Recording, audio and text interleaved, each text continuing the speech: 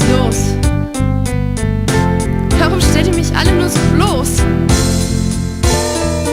Ich fühle mich so unendlich leblos. Wisst ihr, wie das ist?